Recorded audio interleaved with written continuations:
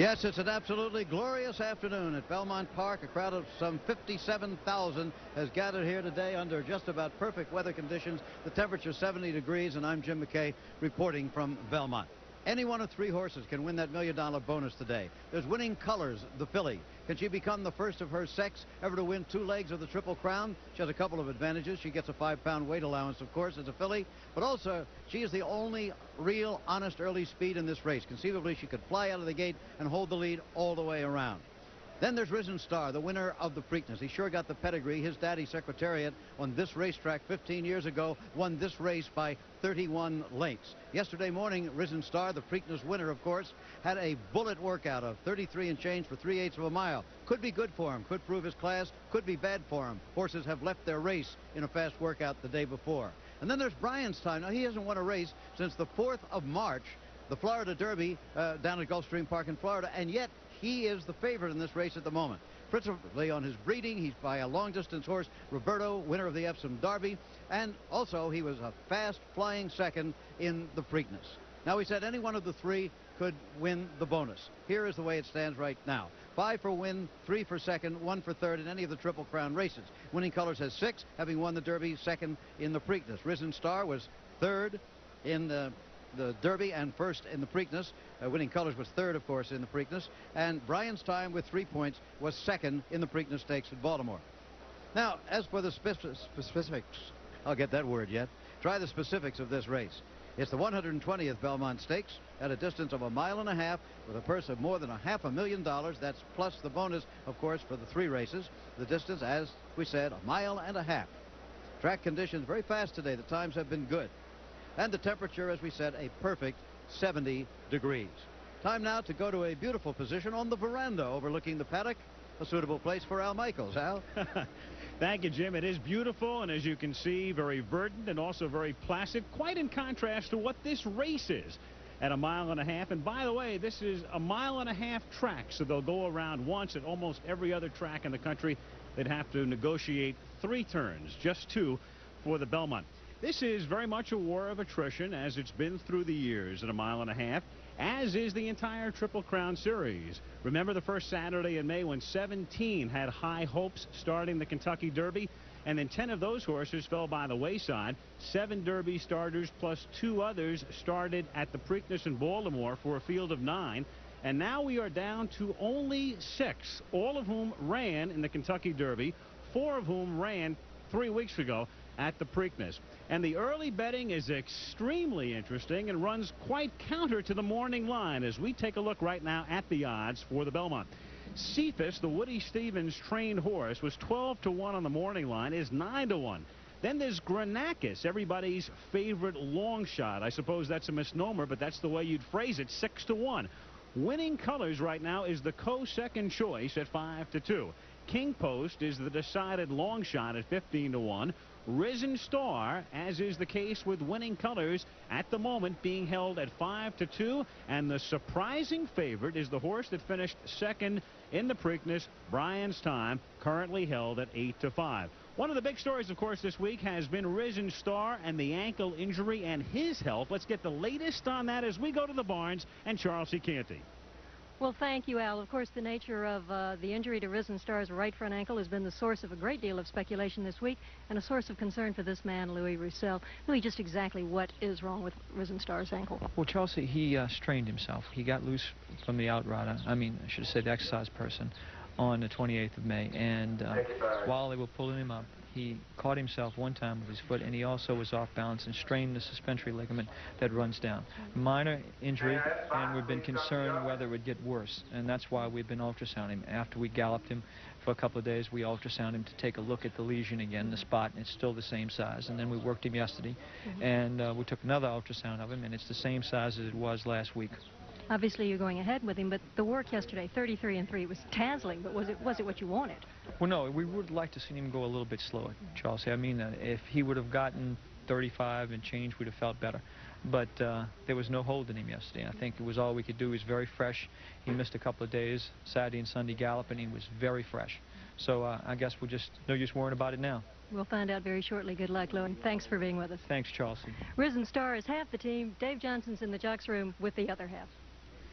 I'm with Eddie Delahousie. Eddie, after the Preakness, we found out that you were going to go to the filly if 49er didn't. Are you going to engage her this afternoon? I don't know. I haven't talked to the trainer yet, and we'll see what happens when I get in the paddock. You're not going to give us any secrets, is that it? Well, everybody will find out when the gate opens. I'm not sure what's going to happen myself. But your horse has some early speed. Well, he showed some in the Preakness last time, so I just hope I can place him a couple of lengths off the filly. Eddie, at 1.5 miles, are the West Coast jockeys you included at a disadvantage because you don't ride here that much? Well, yes and no. I mean, you're not used to these big sweeping turns, but I think Top Rider can adjust to it very quickly. Is it fun being from New Orleans on this afternoon? Yeah, it's a lot of fun. It'll be a lot of fun if we win. Okay, good luck. Eddie Delahousie. Long tunnel that leads to the race course, the longest race course in the United States, 1.5 miles in circumference. It'll be just one time around, and we'll find out who's won this year's Belmont. Many of these horses, most of them probably, will never run this long again in their life. 1.5 miles isn't raced too often in this country. But they're on their way right now to the post. Soon the call to the post, the sidewalks of New York. There's the bugle. Now they begin to come into sight of the crowd, and Charles E. Canty has joined me here. You were very active back there. Everybody seemed pretty tight today. Well, considering there's no Triple Crown at stake, the emotional pitch in the paddock was quite large. When Woody Stevens walked in, he played that crowd like a fiddle. He put his arms up and they cheered him. It is his racetrack. The Nassau County Bugle and Drum Corps with the sidewalks of New York.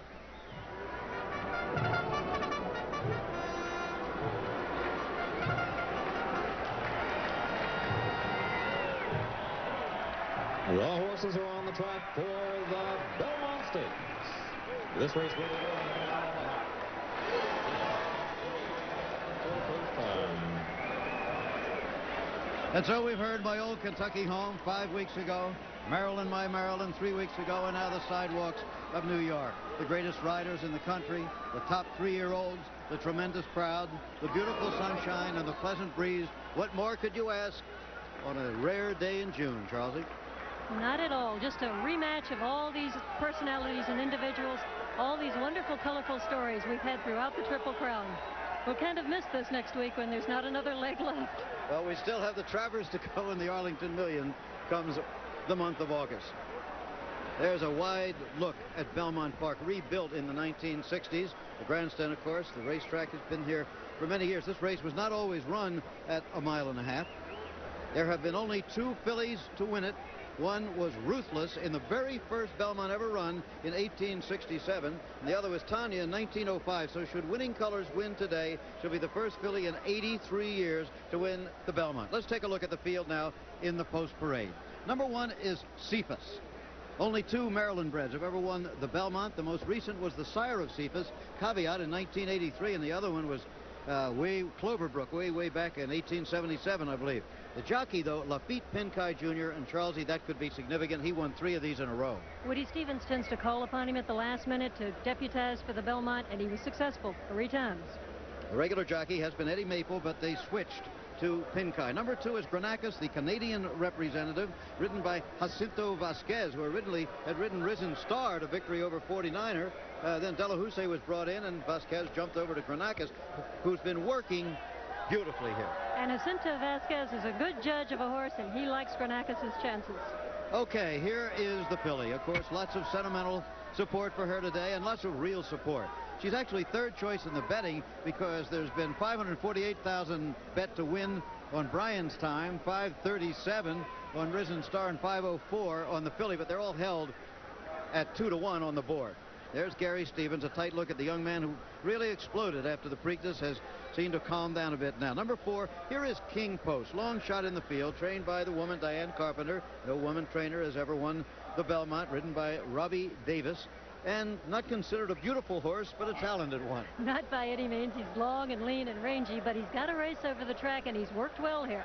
He wants the distance. He is a gelding. Only 1 gelding has ever won the Belmont, and that was Creme Fraiche just a couple of years ago. Eddie Delahousie on Risen Star now, number 5 at 2-1.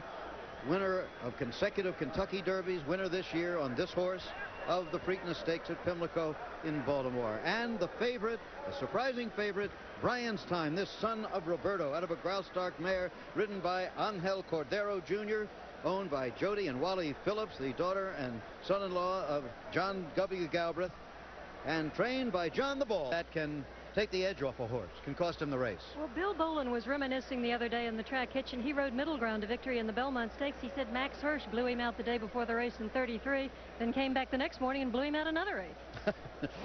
I take it you don't subscribe to that theory, then? Well, this is a big, strong horse who really is sharp in his gallops, and he hasn't really breezed. He's been 2-minute licking ever since the Preakness, and that keeps him pretty sharp. Well, here we are. Here is Sister Mary Vincent down with the Little Sisters of the Poor in New Orleans. Sister, I'd like to hear from you the story of... Can you hear me? Can you hear me, Sister? Can you hear me, Sister?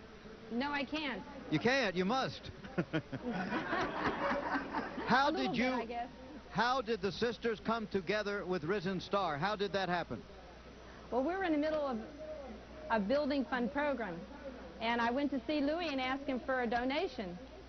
And he said, a week later, he said, I thought over it, and I have a great deal for you.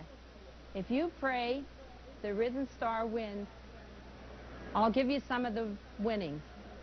So since then, Risen Star has been our favorite horse. Okay, I'm sure you've handicapped the race. You must know a lot more about racehorses than you did 5 or 6 months ago. Well, there is Louis Roussel. Thank you very much, Sister. And Louis Roussel, the owner, half owner, and trainer of Risen Star. And there's Woody Stevens looking for his 6th Belmont. It would be 6 out of the last 7 for Woody should he win today. And John Veach. Somewhat surprised, I suspect, that his horse is the favorite here today. Well, obviously the public here feels the 1.5 miles is the key. Probably it is. He's been wanting more ground all along. And Gene Klein, the former owner of the San Diego Chargers. He says football was nothing compared to the horses.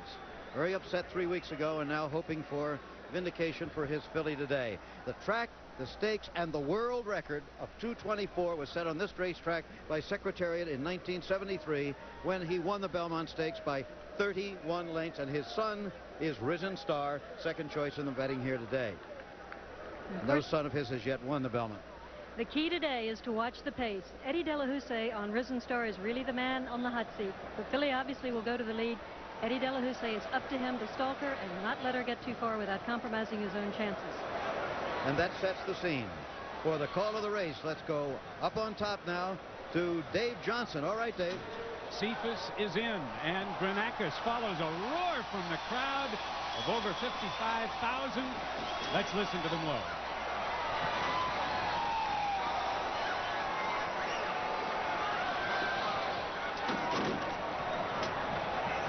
That's Gary Stevens.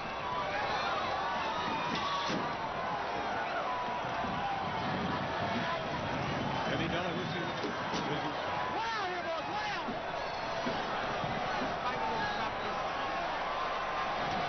They're all in line. And they're on. And Winning Colors quickly takes command. Risen Star on the outside into the second spot, and between horses, King Post is up close early in third. Then it's a gap of about 3. Brian's Time is 4th on the outside. Granacus is racing 5th, and Cephas is the trailer as the sextet rounds the first turn. It's Winning Colors in command by a length and 3/4. Risen Star in pursuit from the second spot. And Robbie Davis has King Post right there third. Then it's a gap of about 6. Brian's Time on the outside 4th. Granacus is at the rail and about 8 lengths farther back to Cephas. From Winning Colors to Cephas, about 25 lengths. Moving to the backstretch. Winning Colors now has an easy lead after the first quarter in 23-2 and coming to the half-mile mark, and that's in 47-1. So Winning Colors in front by about 4 lengths, probably not as slow as Gary Stevens would like it to be, but Winning Colors has the lead by 3, and Risen Star is right there by the same margin and now cutting the gap to about 1.5 lengths. Here comes Risen Star. De La Houssaye asks the son of Secretariat for speed and gets it. Only a half length separate the Kentucky Derby and Preakness winner as they move down the backstretch. 3/4 in 1:11-4. The pace is quickening. Now it's Winning Colors in front 3/4 of a length. Risen Star on the outside is second by 4. King Post is third. Brian's Time 4th on the outside ahead. Granacus is 5th, and it's another 15 lengths back to the trailer, Cephas, as they round the far turn. Now heads apart. Risen Star on the outside. The Preakness winner takes command from the Derby winner. Winning Colors along the inside, drops back second by 2.5. King Post at close-up third. That's the longest shot on the board, and he's within striking distance. 3.5 back, Brian's Time. They move to the top of the stretch, and Risen Star has the lead by 3. The filly is dropping back as King Post makes his move on the outside. They're approaching the quarter pole, and Risen Star has the lead by 4. Eddie Delahousie aboard. King Post is in the runner-up spot at this point. Brian's Time at the rail is racing third. Winning Colors back to fourth. Then Cephas and Granacus. But past the 8th pole, Risen Star drawing away. He looks like his daddy at this point. Risen Star in front, and down the stretch they come. Risen Star drawing off. He's in front by 15, by 18. Risen Star takes the Belmont, just like his daddy Secretariat did. King Post finishes second. Brian's Time third. Then it was Cephas, Granacus, and the filly Winning Colors finishes third. They're jubilant at Belmont, I'm sure, in New Orleans. The final time on the board, 2 minutes 26 and 2/5 seconds. And that, Dave, is the second fastest Belmont in history, second only to the great Secretariat. The unofficial winner, Risen Star. Second, the long shot, King Post. And third, Brian's Time. An electrifying run, a 15-length victory for this man's horse, for Risen Star. And you saw the hilarity down there with the little sisters. He's won 2 legs of the Triple Crown, and the $1 million bonus will go to New Orleans. The outrider there, Caroline, you hear me that there? Yes. Eddie, congratulations. Thank you very much. Done it again. Yeah, it's great. It's a great feeling. Great to win the Belmont. My first one. And I tell you what, Louis Roussel and his crew done a hell of a job with this horse. Well, so did you, Eddie, and congratulations. We'll talk to you further when you get into the winner's circle. Thank you. Eddie Delahousie has now won 2 Kentucky Derbies, and he won them consecutively. He's won the Preakness, and now he's won the Belmont. And Risen Star is well on his way to glory. In the winner's circle, Louis Roussel and his dad, Louis Roussel, the second, and Mrs. Lamarck and Mrs. Delahousie and Eddie Delahousie and Vicky Bailey and Tom Bancroft and Ronnie Lamarck and little Christy Lamarck. Tom Bancroft, the chairman of the New York Racing Association, now with the presentation. Tom. All right, well, Louis, you had us guessing down in Baltimore at the Preakness. We didn't know what you were doing. You came along and you won the race. You kept us guessing up here, and you had a beauty today when you came across that finish line. Congratulations on winning the 120th Belmont Stakes. Thank you. Thank you. Well done. Well done. Thank you, Jim. I'd like to say hello to my mother who's back in New Orleans and everybody from Louisiana. He is the pride of New Orleans and Louisiana. You should have seen the shot we had of the little sister jumping up and down after the race. Great. Eddie Delahousie, Eddie, would you come over here? We can have a look at the race. Eddie Delahousie, winner of 2 Derbies now and a Preakness and a Belmont. Well, I tell you what, it was very exciting, and I can add the Belmont to my fabulous career I've had. Thank good Lord. Here we go. Coming out of the number 5 hole. Yeah, he broke real nice, Jim, and I got him running a little bit. I wanted to try to lay second without having to use him. As he moved up to the filly right there, I grabbed a hold of him and just tried to leave him relax and stuff. Did you notice King Post in there? That was kind of a surprise. Well, in the Kentucky Derby, King Post was ahead of me when we ran in the Derby, and it wasn't surprising, especially going 1.5 miles. You know, horses tend to lay a little closer than you do in shorter distances. But right here, I let the filly going out, and I just waited till nearing the three-quarter pole, then I called on him a little bit, just want to get close to her. And when I did get close to her, my horse just relaxed, very kind, and he was going smooth, and I just wanted to wait and see. I waited till actually the quarter pole before he even chirped him to go on. You think maybe the filly can't be rated? I don't know. Apparently either she can't be rated or she might not be able to go that far, Jim. The pace wasn't that fast. As the track's been playing fast all day today, so of course going 1.5 miles, 47's not a bad time. But right here, the coat's going very easy, and I could see Gary's filly. She was struggling, and I knew I had her. All I wanted to do is have enough horse left. Were you thinking now about the horses in back you, about Brian's Time and Cephas and the other come-from-behind horses? Well, absolutely, you think about them, but this horse was going so easy, Jim. I wasn't that particularly concerned at this point. And when I got near in the stretch, he felt just as strong as he did when I left the half-mile pole, you know. And right here, as you see, he's just going on his own. You ever hit him with the whip, right? No, I don't believe I tapped him at all. But when he changes leads in the stretch, you can see him. He'll excel. Boy, he'll just really excel. He looks like he's still coming into his full power. Yeah, right here, he's just all into it. He's really digging in, and right then and there, I knew if anything would outrun him here, well, they'd have to beat Secretariat's record, and he almost came close to his daddy's. Well, he had the second fastest Belmont in history, although it was 2 2/5 slower than Secretariat, but that time was out of sight. Yeah, but boy, he's a super horse, and Louis Roussel and his crew done a great job, and I thank Louis and Ronnie Lamarck for everything. You know, it's crazy. Think back before the Kentucky Derby, as you see the complete order of finish. Roussel was auditioning riders. He was bringing riders in to see how they performed, working Risen Star out. He looked at the tapes. He settles on Delahousie. So Eddie wins the audition and takes the Oscar as well, I suppose, winning 2 of the 3 legs. Risen Star the winner. King Post surprisingly finishes second. Bryan's time was third. Cephas running an even race fourth. Granakis never fired, finished fifth. And Winning Colors went from the lead to dead last. Let's go back to Jim again. All right, and now for the presentation of the $1 million bonus, the first Chrysler Triple Crown Challenge. Again, here's Clark Patulli and Tom Meeker, the president of Triple Crown Productions, and of course the president of Churchill Downs. Thank you, Jim. Again, on behalf of Chrysler Corporation and Triple Crown Productions, this $1 million check to you, Mr. Roussel. Congratulations to you. Thank you very much. I want to thank the Chrysler Corporation. We use their products, and we find them to be very good products. We're glad to have them. Thank you so much. All right. Thank you, Tom. Tom, the Triple Crown has come a long, long way in the last few years, and congratulations to you and Frank DeFrancis and Tom Bancroft for what's happened. Well, thank you so much. I think it reflects what's happening here in New York and what's happening in Maryland and Kentucky.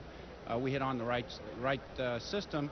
And more particularly, I want to thank Chrysler because they've been very instrumental in boosting the whole Triple Crown series. Thank you. Louis, this may surprise you that your horse now has won more money with that bonus than his daddy Secretariat did in his whole career. That's unbelievable. All I can say is praise the Lord. God really smiled on this horse today. We had a lot of trouble this past week, and he got it through us. To everyone who's at home, the only thing I'd like to say, people who don't have a chance, an opportunity to be here, I wish I could share it with them. Anybody who's sick at home, I sure hope they feel better. Why are you always so nervous? Well, I guess there's a lot of pressure on me. A lot of pressure. Not so much now, Louis. Congratulations. Thanks, Jim. We can go home now. And where does he go from here? Well, we hope that maybe we consider the Travers or maybe back to Louisiana Downs to the Super Derby. Depends on how the injury is after the race. Okay, well, we'll be there at the Travers in August. We hope that you'll be there.